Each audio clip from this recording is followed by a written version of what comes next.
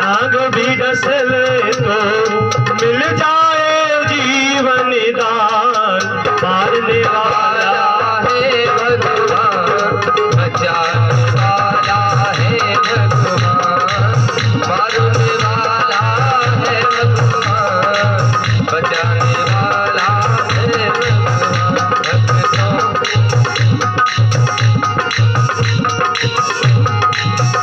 भक्तों के प्राण उधार हो तुम, श्री कृष्ण तुम्हारी जय होवे। भक्तों के प्राण हो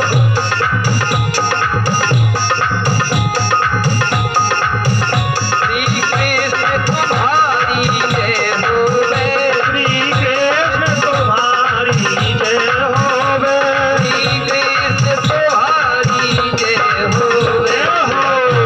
के प्राण आधार हो तुम, श्री कृष्ण तुम्हारी जय होवे। के प्राण आधार हो तुम, श्री कृष्ण तुम्हारी जय होवे।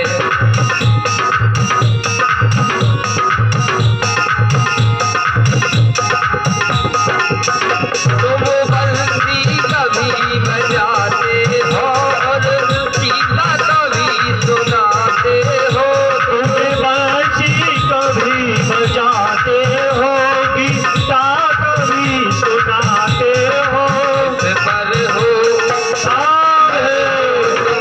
बस पार वही, श्री कृष्ण तुम्हारी जय होवे। भक्तों के प्राण आधार हो तुम, श्री कृष्ण तुम्हारी जय होवे। भक्तों के प्राण आधार हो तुम, श्री कृष्ण तुम्हारी जय होवे। श्री कृष्ण तुम्हारी जय होवे। जय श्री राधे। महाराज जैसे ही अश्वत्थामा ने छोड़ दिया और दौड़ करके अर्जुन ने अश्वत्थामा को पकड़ करके रथ में बैठा करके वापस द्रौपदी के सामने खड़ा कर दिया। कृष्ण कृष्ण महाभागो भक्तानां भयंकरः, त्वमेको दहिमानानां पर्गोसि संसृसते। हे अर्जुन, द्रौपदी अश्वत्थामा द्वारा किया गया प्रचंड ब्रह्मास्त्र इसने दिशा तो बदल दी, लेकिन इसका प्रभाव कुछ और है, इसके मन में कुछ और है। वेदम द्रोणपुत्रस्य ब्रह्मा अस्त्रम वृद्धिशतम नैवासो वेद संहारम प्राणवादम उपस्थिते। हे अर्जुन, इसे ज्यादा देर तक जिंदा जीवित नहीं रखना चाहिए।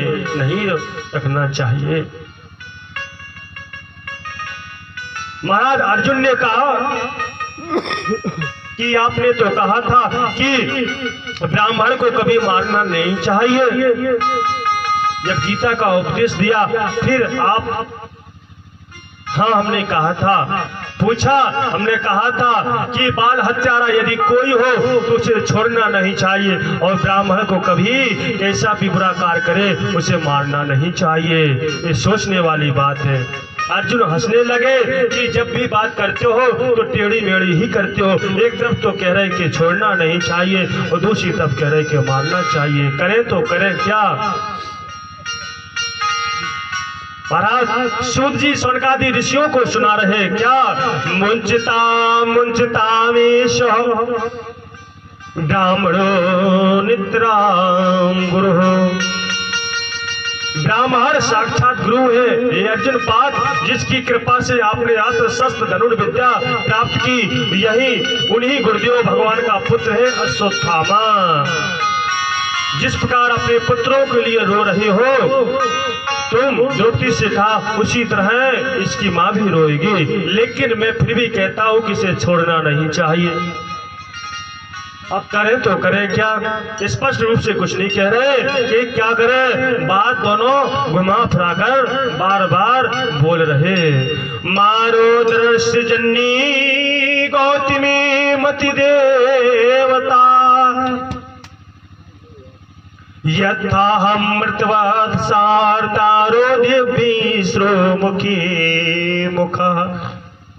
श्री सूत जी कहने लगे, हे ऋषियों, पार्थिव अर्जुन ने भगवान का अभिप्राय जान करके उसके मस्तक से मणि निकाल ली, क्योंकि ब्राह्मण का अपमान यदि हो जाए ना तो वो मृत्यु के समान। ब्राह्मण का तात्पर्य नहीं होता कि ब्राह्मण, समाज में सम्मानीय व्यक्ति को भी ब्राह्मण के रूप में दर्जा दिया गया।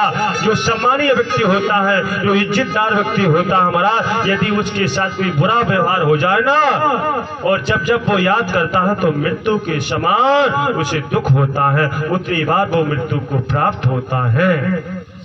मरने वाला तो एक बार मरता है, लेकिन जो सम्मानीय व्यक्ति होता है, और जब वो घटे, जब वो दिन याद आता है तो बार बार वो मृत्यु को प्राप्त होता है। वपनम द्रवणादानम स्थान आरण्याप्रम तथा एक ही ब्रह्म बंधुनाम बधो नानो अस्ति देहिका। अर्थात उसकी मणि तो निकाल ले, और उसे बालकों के हत्यारे को जैसे ही मारने के लिए अर्जुन तैयार हुए तो द्रौपदी इतनी दयावान थी, बोल पड़ी कि छोड़ो, इसे छोड़ दो। धन्य है ऐसी द्रौपदी जिसके 5 पुत्र उस व्यक्ति ने मार दिए, और उस व्यक्ति को छोड़ने के लिए बोल रही है, द्रौपदी जी छोड़ दो। अर्जुन ने बोले, कैसी बात करती हो, छोड़ दो, तुम्हारे पुत्रों को उसने मारा है, अभी तुम बोल रही थी कि मारना है, अब छोड़ने की बात। कहने लगी द्रौपदी, इसने भले ही मेरे साथ बुरा किया,